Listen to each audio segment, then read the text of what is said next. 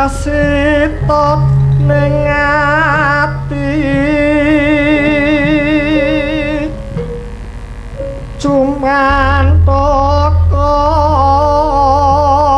anirupu jangga dahat muda ing batine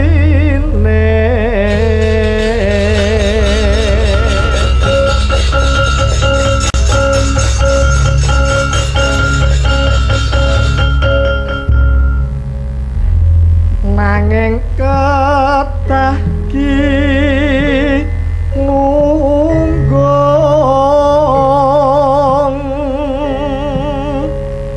lan roh lamun kehing semi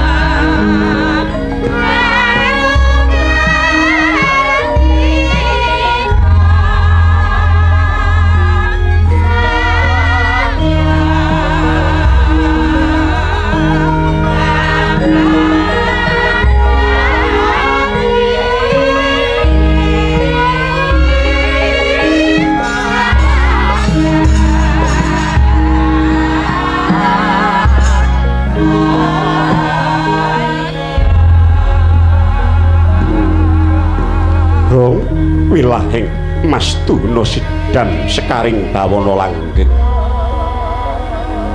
garwanipun Kakang Wong Ayu Yayi Renuka wonten pangendika ingkang dawuh Kakang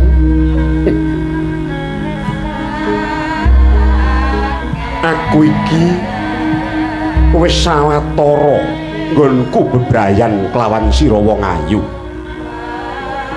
Yayi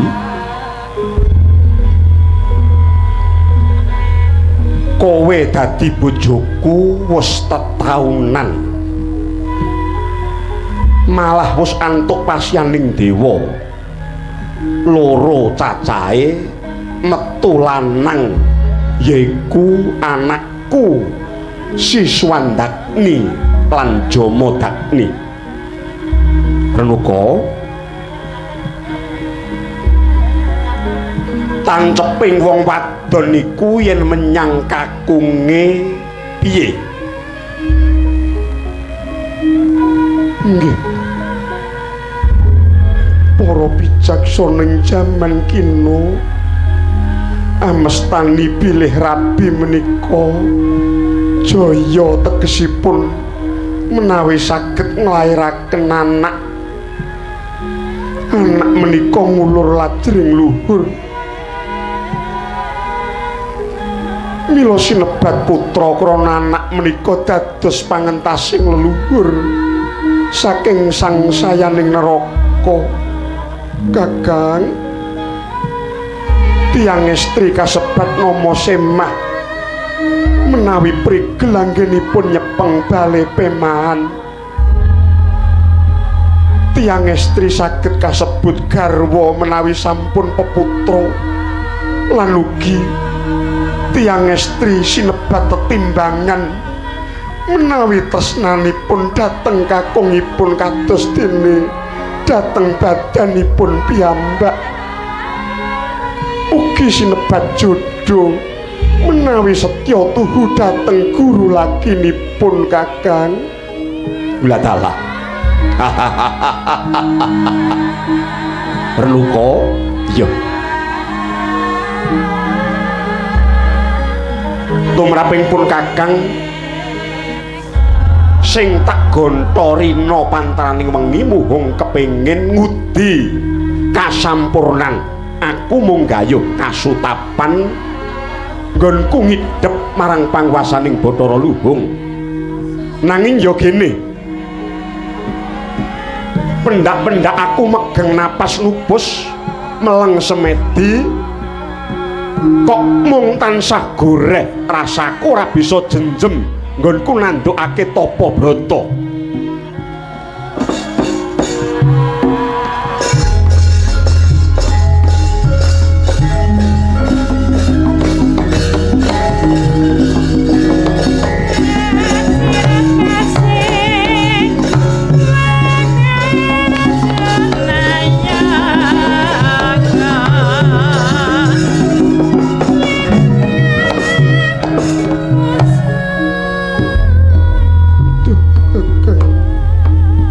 Sesembahan kula ing samukawis ingkang kula tindakaken mboten badhe singlar anggen kula minangka jejering ibu mewah sumungkem wonten ing ngarsa paduka guru laki kula.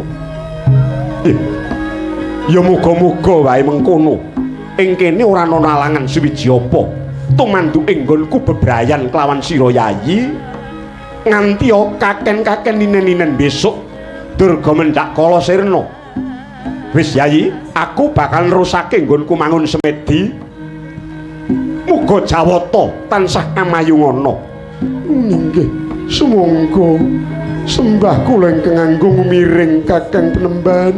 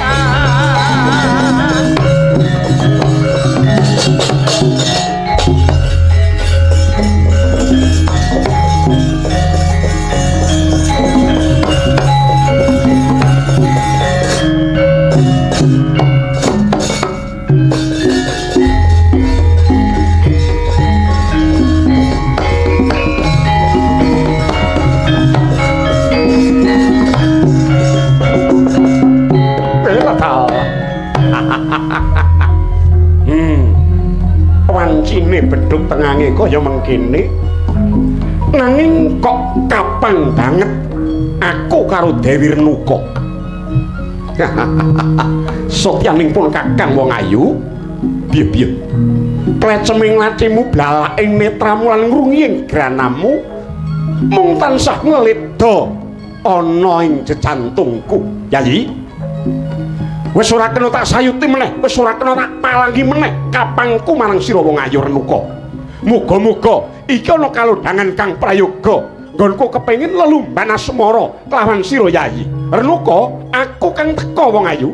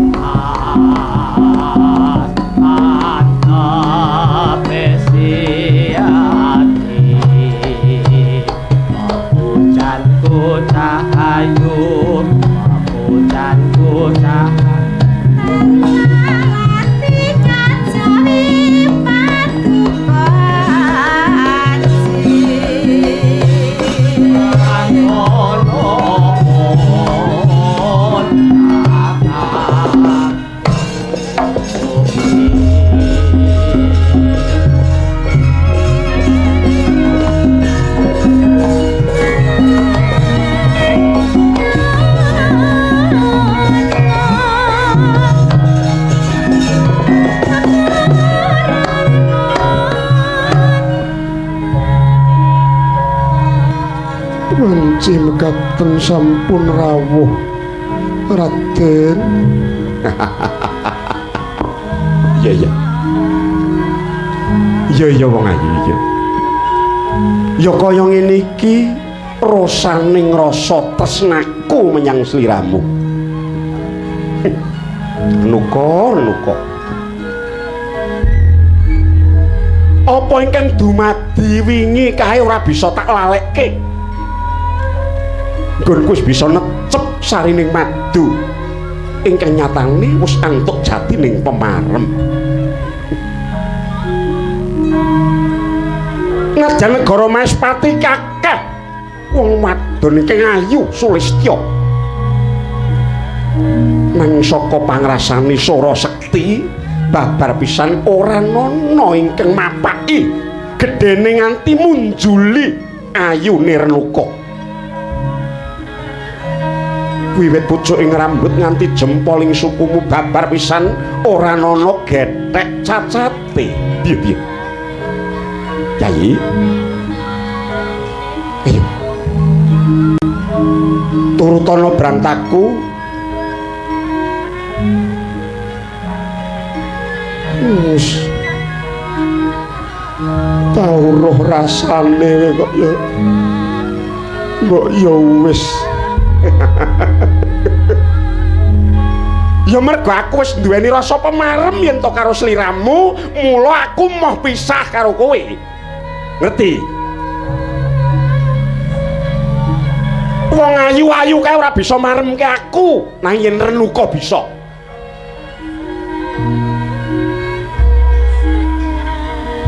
Bojomu nganti. Mbek Sekung Brata Semedi. Piye? Lagi Brata Semedi? Ngene nggih.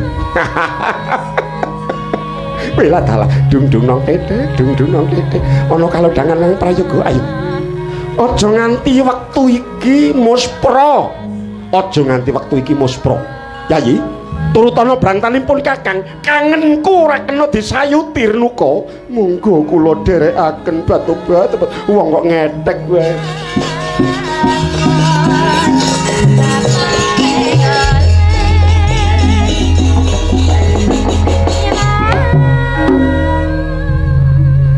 Bermara arsa ngisep sarining kembang, brengeng swaraning kombang kekejer ngupaya dununging sari. Dasare kembange wis mapan, sigra kaisep kanang sari kongsi tapis satemah marem antuk jatining pemarem. Najan to wancine bedhog tengange sumuk-sumuking swasana. Parandene ketesing kang riwe tumrata sing kang kringet kaya malah amimbu gregeting asmara.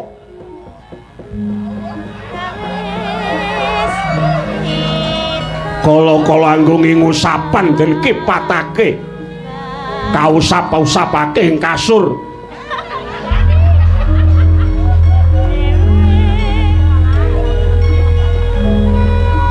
Eleng-eleng Raden Sora Sekti sipating muda ingkang karem olah asmara. Dasare Dewi Renuka wong wadon ingkang gegere mlengkung.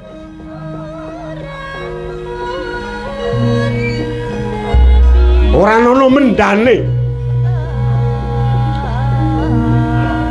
Nganti Surya gumlewang ngilen parandene kekalih nyo anggenira cumbana salulut. Kaya-kaya lali Purwa Duksina parandene sareng wis tuntas madune. Sigra mesem jroning Mardaya mijil saking patenggan sumringah wedanane Raden Sora Sekti.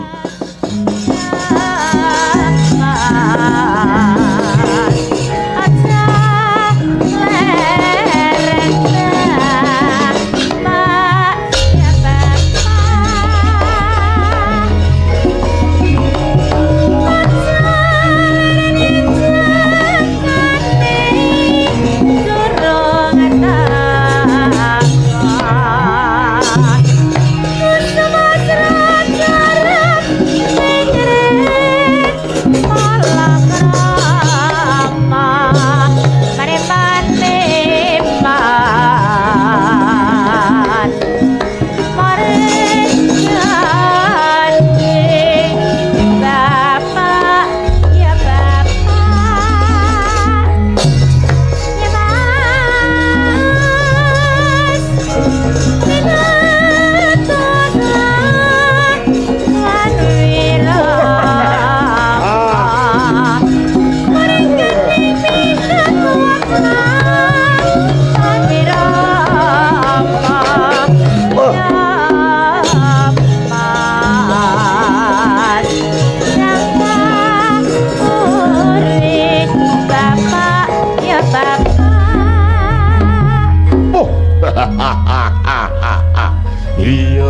iya.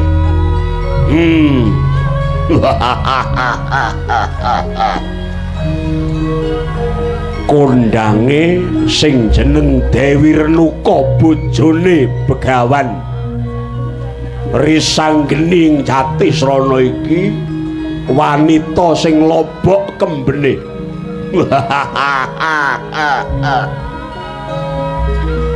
Akeh para punggawa negara Maespati ingkang padha ngengleng bingleng kenganglangan klebu aku. Aku ya kudu kepengin melu ngrasakake. Ya coba-coba tak melu-melu kanca-kancaku. Renuka, aku kang teka wong ayu.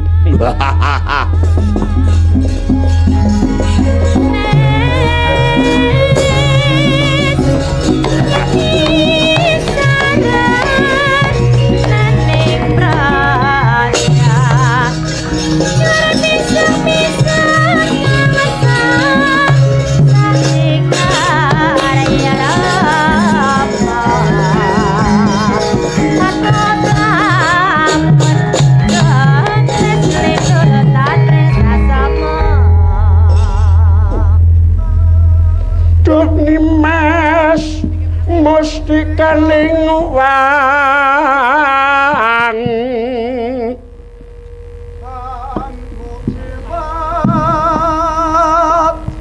maweh rasa ping ngati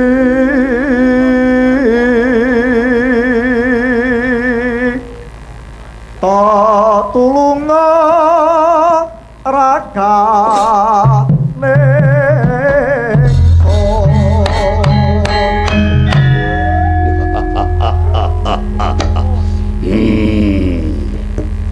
ayu tenan kang katamanas mara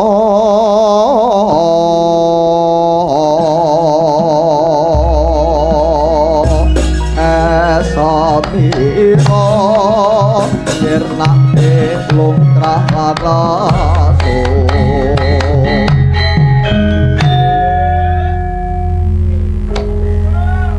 ngilangke rasa kang samar tresnaku sondol wiyati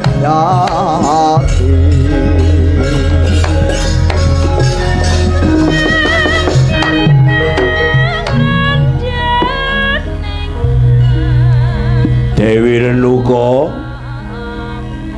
senandika menika sinten nggih? Aku Raden Yudawangsa. Raden Yudawangsa punggawa negara Maespati, satriyaning negara. Nggih, keparengipun.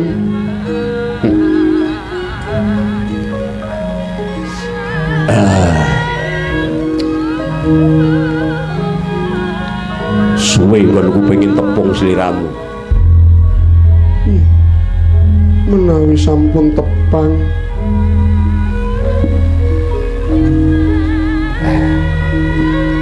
carane piye ya? Wong-wonge kok mayar-mayar men kok aku arep miwiti kok angil.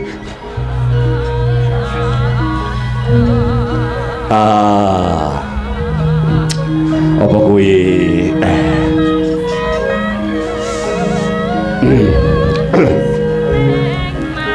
Nuwun sewu Den Ayu. Aku iki satriya negara ingkang seneng olahraga nanging kerep lara awakku. Ya mung adat lupiya entenging awakku lan bali kuwarasanku yen to aku iki pijet.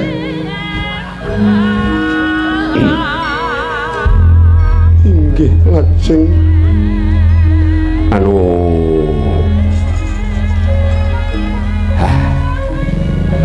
ya Apa daerah kene nek wong gelem mijeti aku?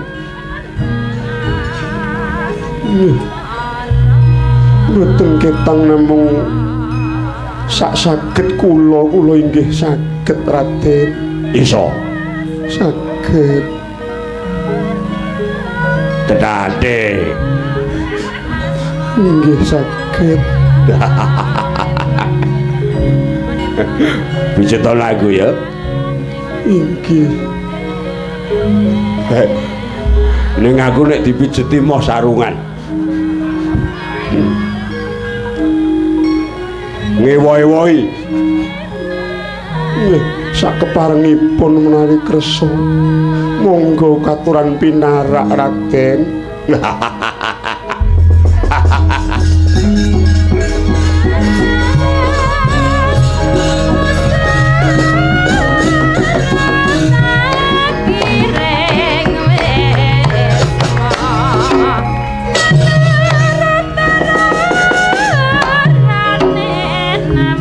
Tanduk malih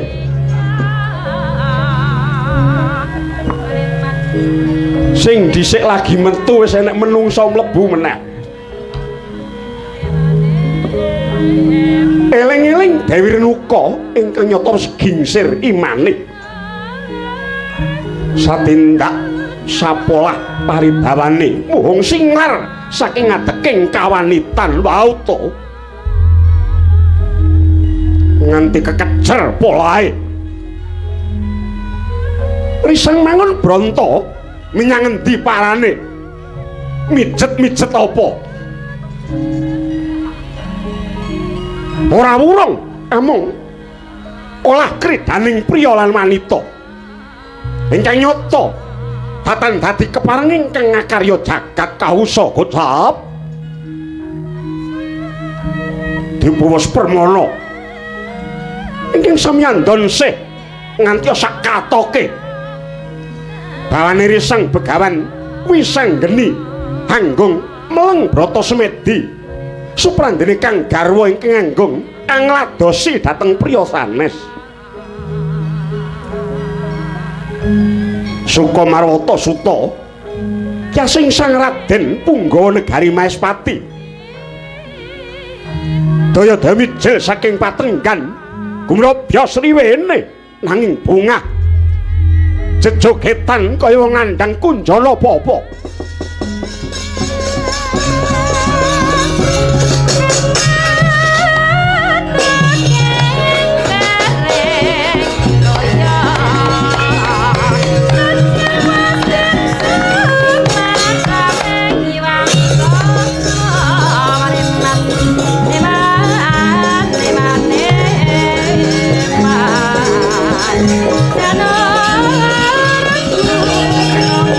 Ah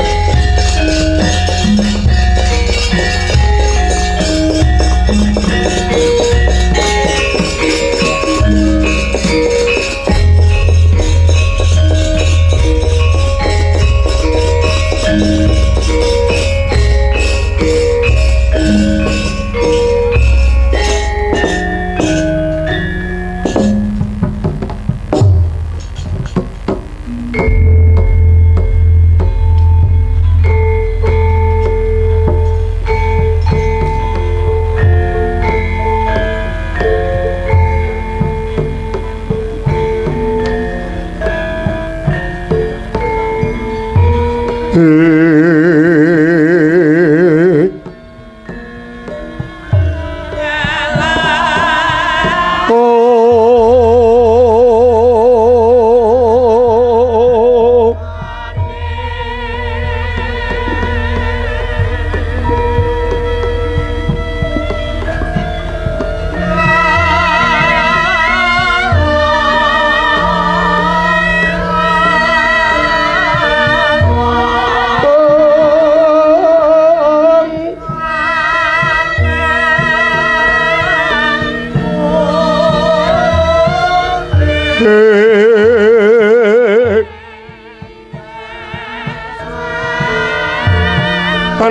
samar pamoring suksma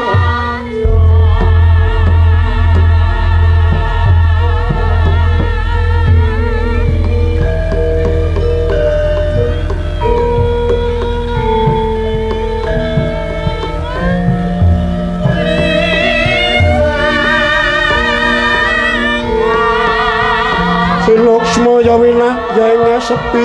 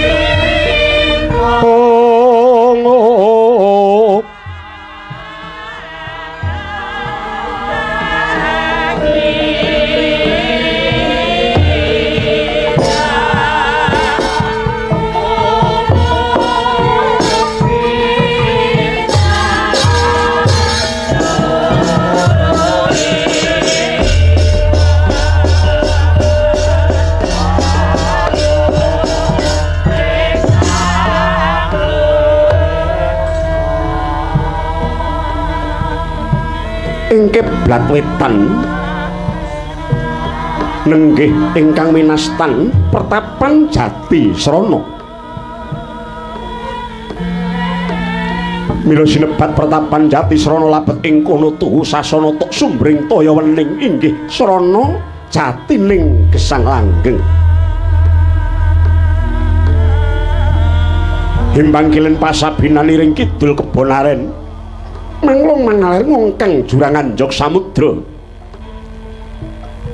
sinung sendang telaga pawitra mirah toya sugih palawija dasar kinemulan kekayon angrembuyung dadya pasabaning peksi gumyak mawurahan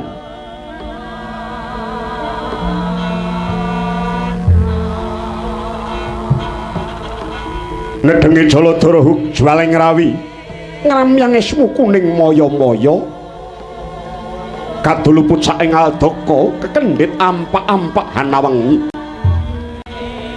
lelengkeng arga miwah lelingkong ing jurang manglung sinambet ing wana cangkrama ana tirta ingkang anjuk mring jejurang Trebis tumiba ing watu gilang pating carang-klang swarane nganti kaya gongsa Lokananta Satuwana kidang menjangan datan ajrih mring janma manungsa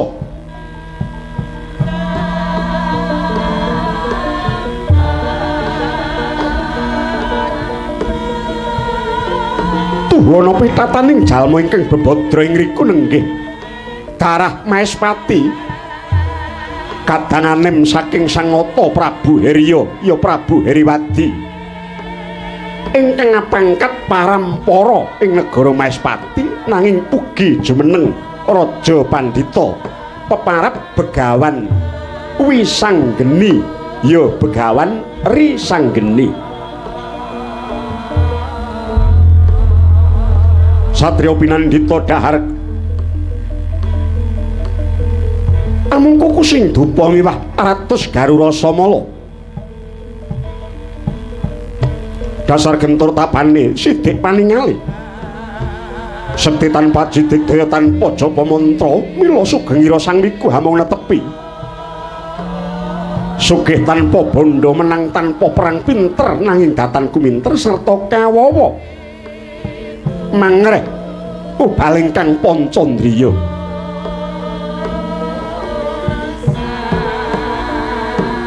jroning pagedhungan Sang Wiku nandhang sungkawa krana ketaman cobining jagat ingkang maksih sinengker salebeting batos saengga wus watara tri hari pasowanan Sang Resi Wisanggeni datan marak seba mring negari Maespati labet ketang tresnanira kadang Wreda Prabu Heriwadi mring kengrayi ing pertapan Jatisrana sigra-sigra sanata Prabu Herya tedak mring wukir mrepeki ungganing kang rayi Begawan Wisanggeni amung anganti Warangkanata Rekyana Patih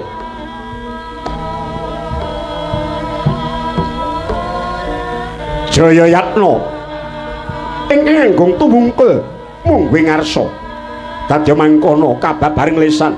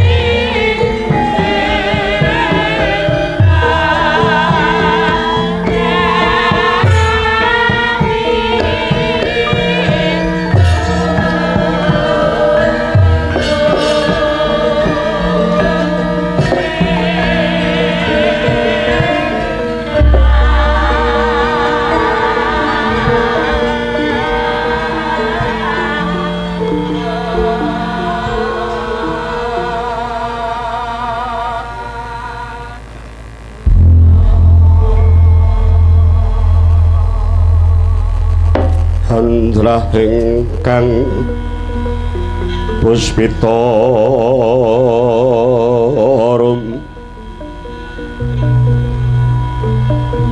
kasiliring samira nombre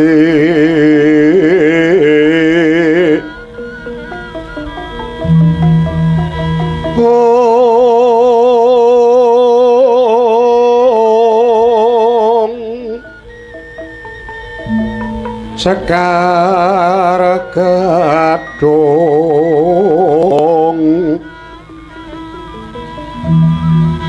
Ko Ngas Kandanyo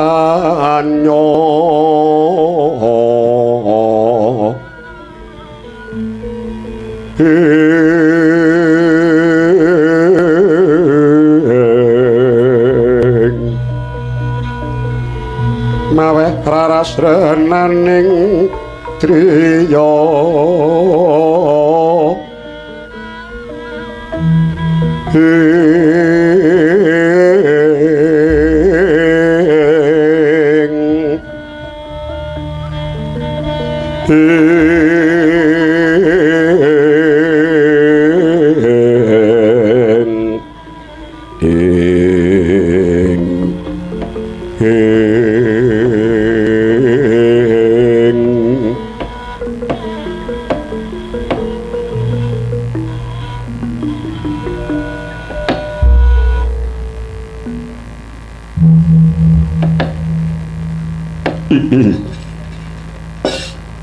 Hong wilahing Mastuna Sidan sekaring bawana langgeng asta kalih tangkep ing jaja hingayat Kalingga Murda dahat katedha purbaning Hyang Mahanasa mugi antara pepadang mring jagat menika.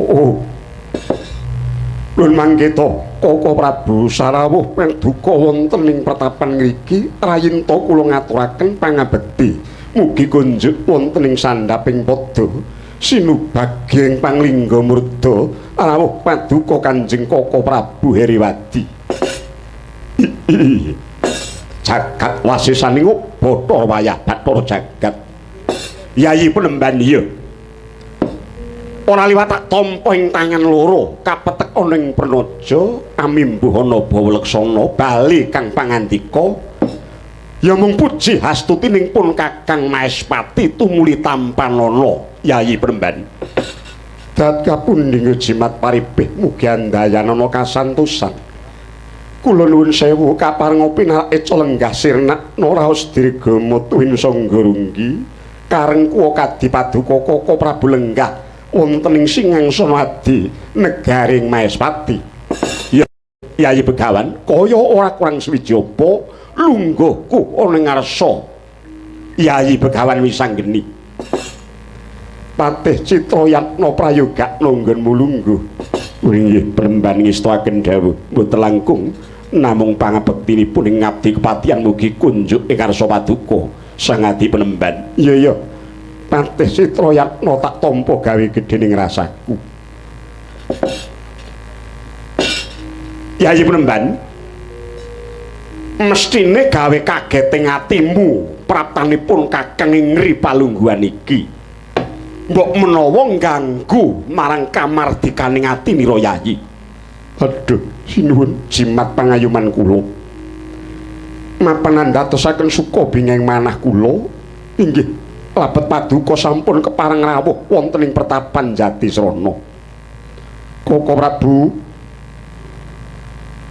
kula rumaos kadhi kajugrugan Wukirsari karawan paduka Sang Marting jagat pindhanipun kadidewa ingkang nedya hambabar kamirahan miwah pepadang wonten ing pertapan Jatisrana ngriki. Yayi, tekaku ing kene kejaba aku nambani rasa kangenku marang sira Yayi Begawan Wisanggeni. Ya mung aku kepengin guneman ya Di. Aku tak kandha kelawan Yayi Begawan. Kula nuwun inggih badhe paring dawuh menapa.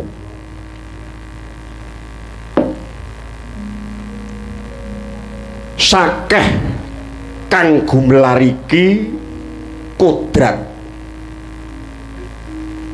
Sakeh ingkang gumelar iki kodrat. Manungsa uga ana ing kodrat lan uripe ya ana sakjroning kodrat. Inggih Kakang. Mula dikepiye meneh yen ora kudu manut marang wewaton-watoning kodrat. Kabeh ingkang kita dulu iki teka lunga manut waton sawetara. Laire menungsa wis keri dhewe. Laire menungsa ana jagat iki wis keri dhewe. Sadurunge menungsa iki ana jagat iki wis ana luwih dhisik kepara wis mayuta-yuta taun anane jagat iki. Inggih Kakang. Mula Yayi menungsa mau mung kudu percaya marang kang yasa jagat. Ing jagat iki ora ana wujud ingkang tanpa gawe, mesti ana pigunane. Ing jagat iki ora ana lelakon sing ora ana gunane. kabeh lelakoning titah mau mesti uga wis kapurba kawisesa ginaris dening kodrating kang kawasa. Sareh ning saliring wujud iku ana gunane, dadi yen to wujud siji ilang mesti bakal nggawa ilanging wujud liyane. Yen ana pepeteng bakal gendeng pepadang, semono uga yen ana pepadang bakal uga ana peteng. Sak bisa-bisa malah ngajapa si Adi tansah semende marang panguwasaning Dewadi lan aja kendho yen to si Adi kendho karepmu iku anjalari sira nyebal saka pernatan. Upamane yen to bumi iki kendho nggone mubeng telung kedepan wae jagat bakal horeg. Mula isen-isening bumi klebu menungsa kaya pun Kakang lan si Adi iki wajib duwa penandang ingkang sinandang